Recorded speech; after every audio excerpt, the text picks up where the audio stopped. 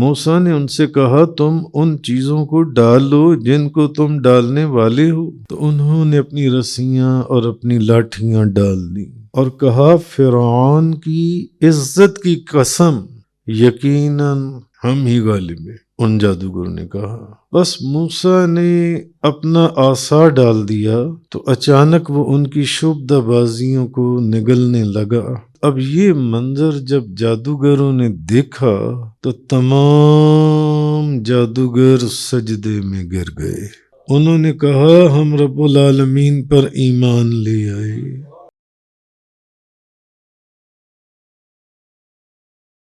قال لهم موسى ألقوا ما أنتم ملقون۔ موسیٰ نے ان سے کہا تم ان چیزوں کو ڈالو جن کو تم ڈالنے والے ہو۔ فرعون اور حضرت موسیٰ علیہ السلام کے درمیان جو مباحثہ تھا،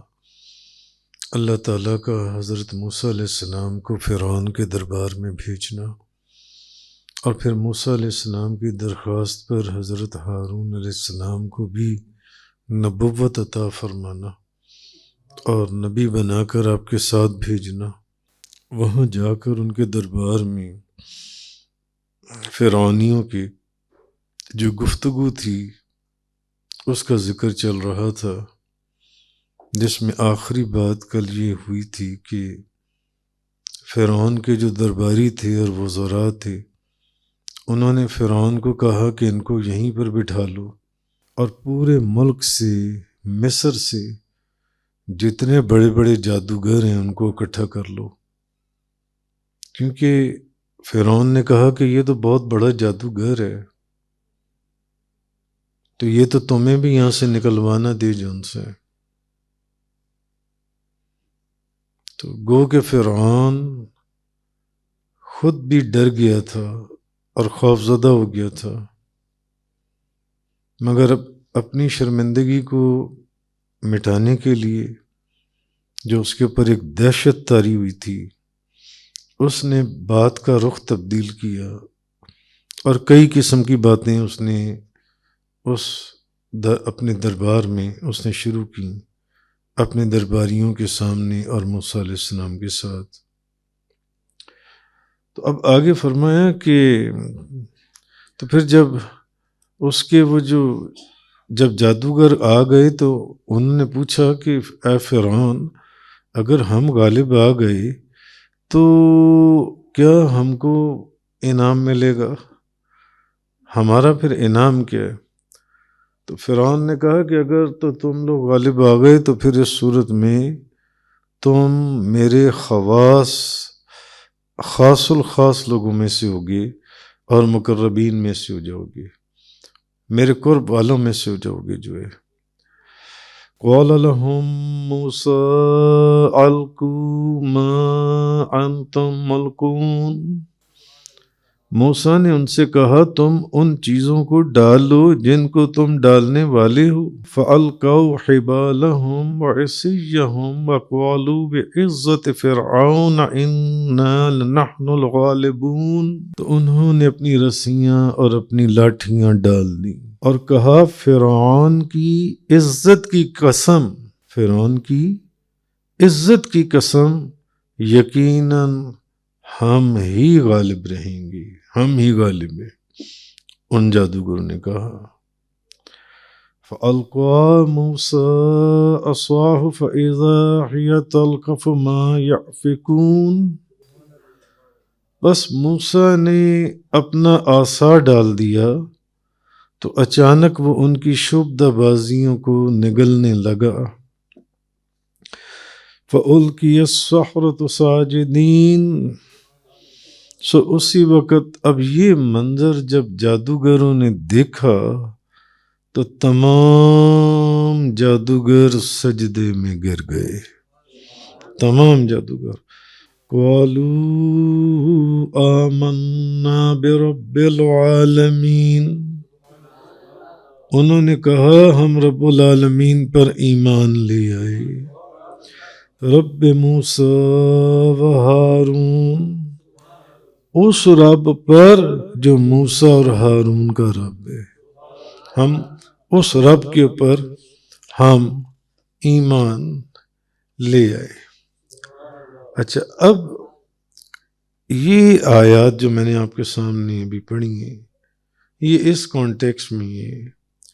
کہ جب حضرت موسیٰ علیہ السلام اور جادوگر مقابلے کے لیے جمع ہو گئے، تو اب یہ تو ضروری تھا نا کہ دونوں میں سے کوئی ایک جادو کی ابتدا کرتا، وہ مقابلے کی ابتدا کرتا۔ تو یا تو موسیٰ علیہ السلام مقابلے کی ابتدا کرتے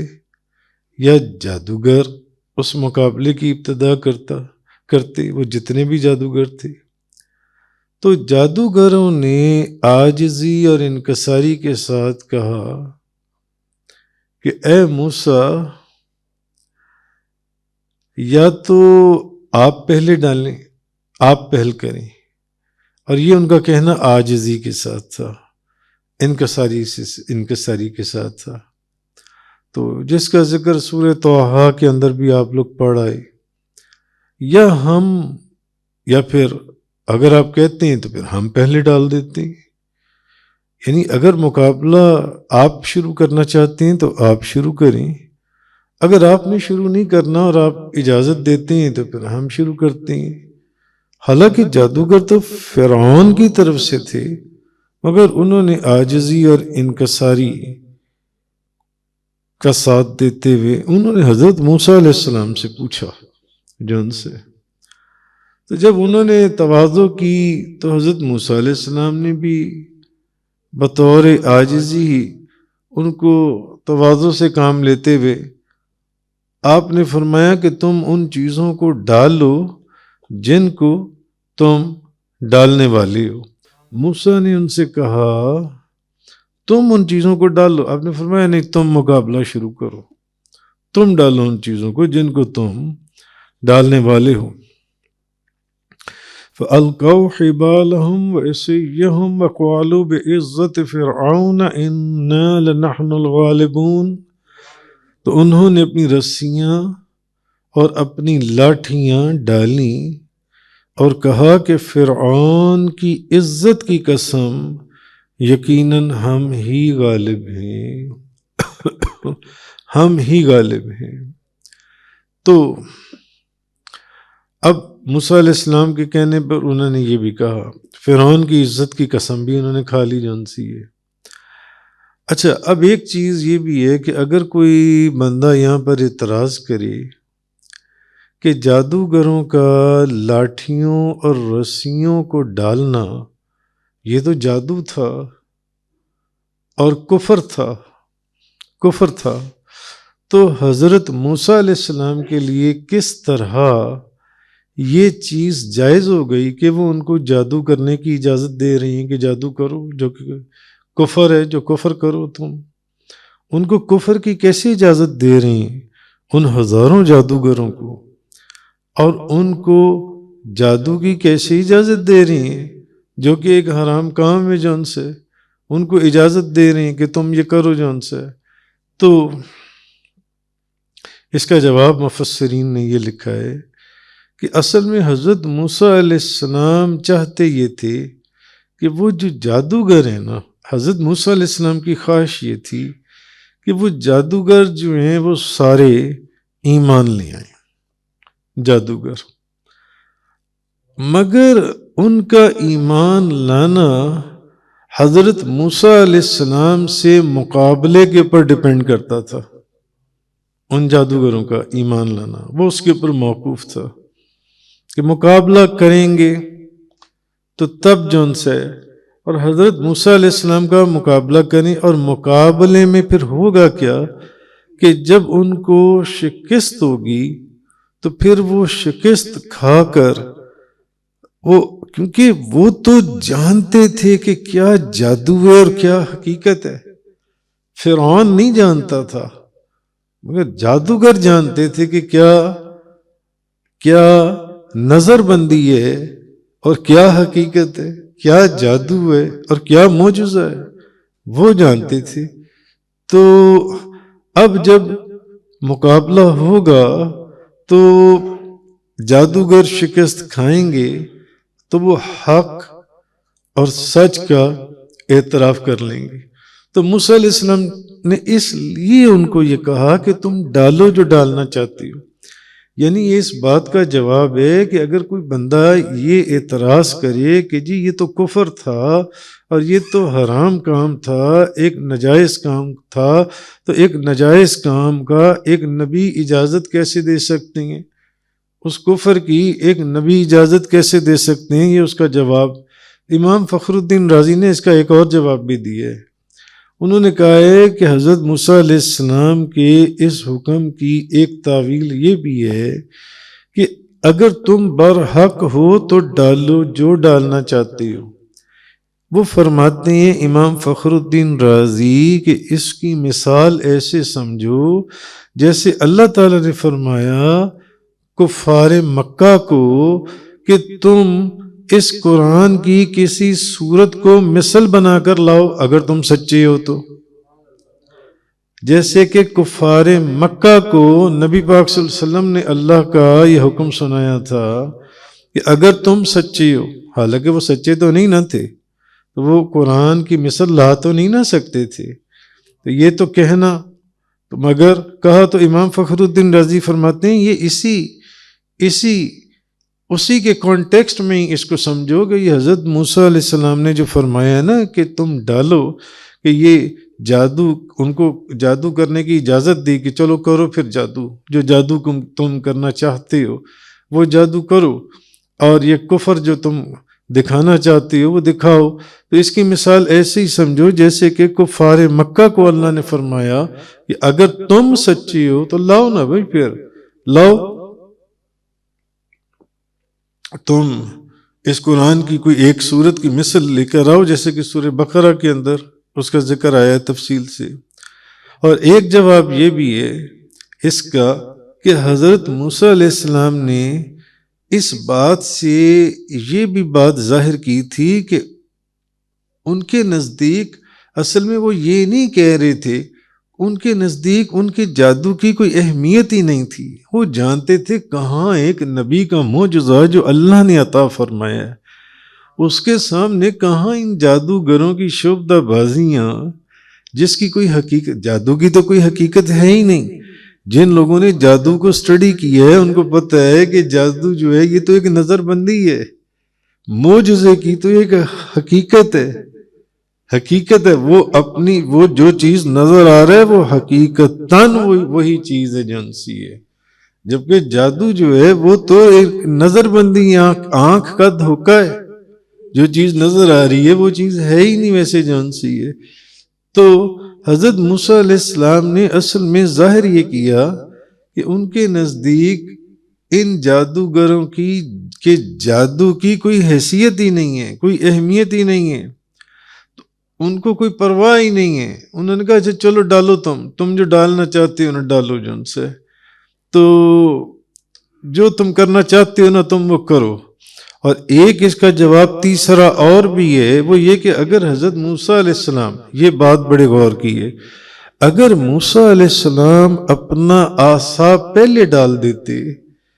تو کل میں نے آپ کے سامنے اس اژدہا کی کیفیت بیان کی تھی جو تفاسیر کے اندر بیان ہوئی ہے کہ آپ کا عصا جو قرآن کی تفسیروں میں آیا ہے اتنا بڑا سانپ اور اژدہا تھا جس کی لمبائی 1 میل لمبی تھی، 1 میل لمبی اس لمبا وہ اژدہا تھا. تو وہ کتنا خوفناک اژدہا تھا کہ جس اژدہا کو دیکھ کر فرعون جیسے جو بادشاہ تھا مصر کا، کم و بیش آدھی دنیا کا، اس کا پیشاب خطا ہو گیا جو ان سے. تو اچھا اب حضرت جو اگلا ایک جواب یہ بھی ہے کہ اگر حضرت موسیٰ علیہ السلام پہلے اپنا عصا ڈال دیتے اور وہ اژدہا اپنی اصل شکل میں آ جاتا تو ہوتا کیا، جتنے جادوگر تھے اور جتنے دنیا مصر کی وہ مقابلہ دیکھنے کے لیے اکٹھی ہوئی تھی وہ سب ان کے پر ایسی دہشت اور خوف طاری ہوتا کہ وہ سب بھاگ جاتے۔ اب جب بھاگ جاتے تو وہ مقابلہ وہیں کا وہیں دھرے کا دھرا رہ جاتا، مقابلہ تو ختم ہو جاتا وہیں کا وہیں، وہ تو لوگ غائب ہو گئے وہاں سے، سب دنیا چلی گئی۔ جس میں یہ فیصلہ ہونا تھا کہ حضرت موسیٰ علیہ السلام حق پر ہیں، اور یہ جادوگر اور جادوگروں کا جادو یہ تو محض ایک شعبدہ بازی ہے، اس میں کچھ بھی حقیقت نہیں ہے جون سی ہے،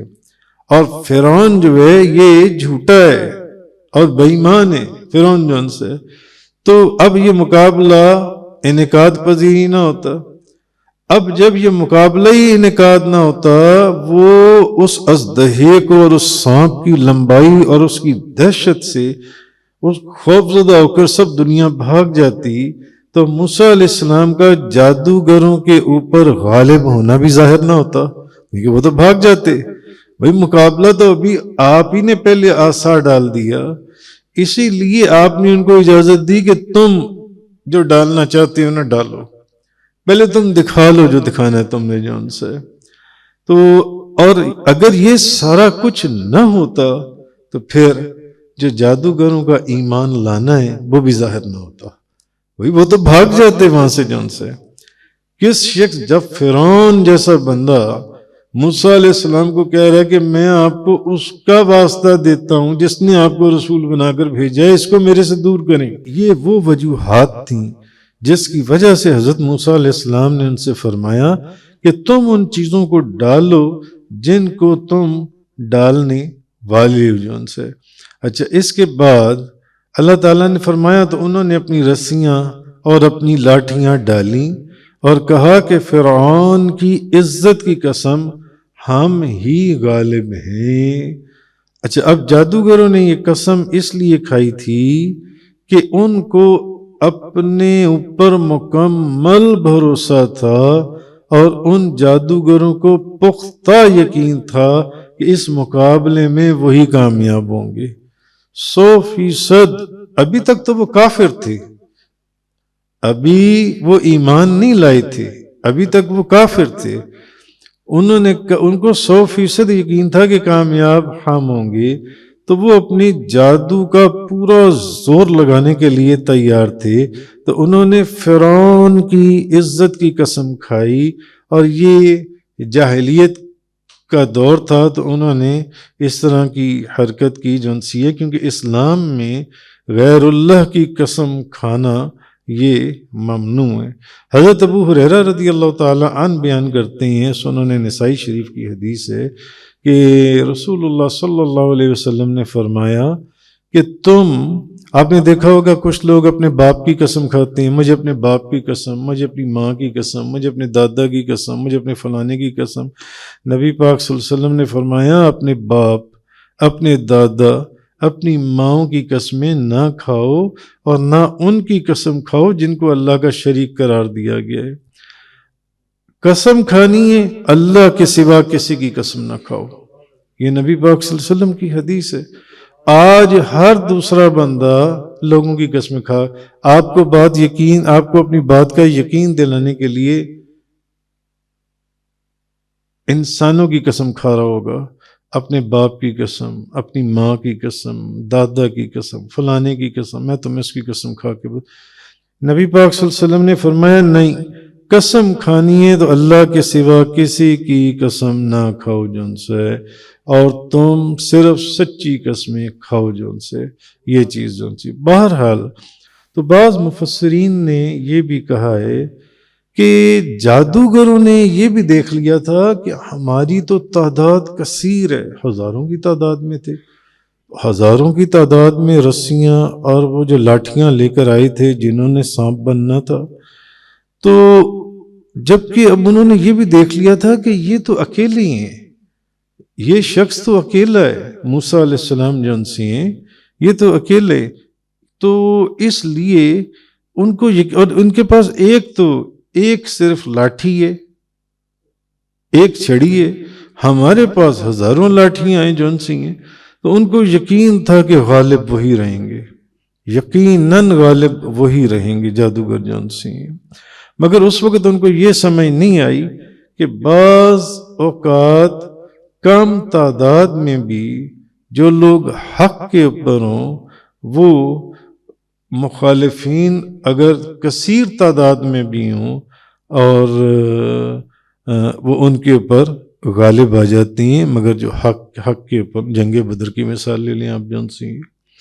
تو سورہ طٰہٰ میں ہے کہ جب انہوں نے اپنی لاٹھیاں اور رسیاں ڈالیں تو اب موسیٰ علیہ السلام کو یہ خیال گزرنے لگا کہ ان کے جادو کے اثر سے ان کی رسیاں اور لاٹھیاں بھاگ رہی ہیں۔ یہ ہم پیچھے سورہ طٰہٰ کے اندر ہم پڑھائے جو ان سے، تو موسیٰ علیہ السلام نے اپنے دل میں خوف محسوس کیا۔ تبھی خوف کیوں محسوس کیا موسیٰ علیہ السلام نے؟ نبی تھے،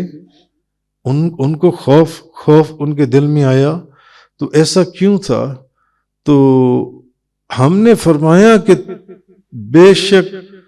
تم خوف مت کرو، بے شک تم ہی غالب اور برتر رہو گے۔ تو مفسرین نے یہاں پر ایک چیز لکھی ہے، مفسرین کہتے ہیں کہ انسان کو طبعاً جتنا بھی بہادر بندہ ہے نا اس کو خوف نہیں بھی ہے۔ انہوں نے کہا طبیعت مفسرین نے لکھا ہے کہ سانپ کے اندر ایک وحشت اور تنفر سی کیفیت رکھی گئی ہے، اس کے وجود کے اندر ایک وحشت ہی محسوس ہوتی ہے سانپ سے، نفرت سے بڑھ کر وحشت اور تنفر سا محسوس ہوتا ہے سانپ سے جون سے، تو اور اس کے اثر سے۔ تو اب حضرت موسیٰ علیہ السلام جو خوفزدہ ہوئے تو مفسرین فرماتے ہیں کہ اس خوف کا تعلق وہم سے تھا، دل سے نہیں تھا ان کا جان سے، اور اصل حقیقت یہ تھی کہ اللہ نے سحر جو جادو تھا اس کے ضرر کو اپنے قہر کا لباس پہنا دیا تھا۔ تو حضرت موسیٰ علیہ السلام جو ڈر رہے تھے وہ سانپوں سے نہیں ڈر رہے تھے، وہ نبی تھے، وہ قہر کو دیکھ رہے تھے، وہ اللہ کے قہر سے ڈر رہے تھے، وہ اس سے خوف زدہ ہوئے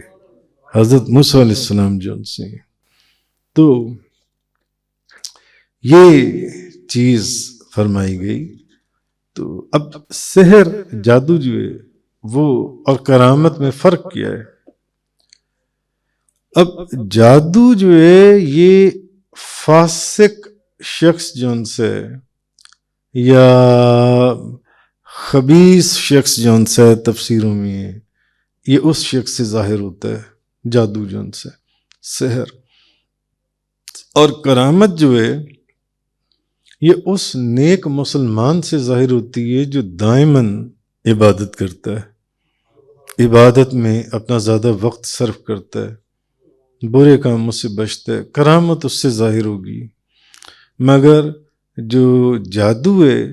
یہ خبیث اور فاسق شخص سے ظاہر ہوگا جو ان سے۔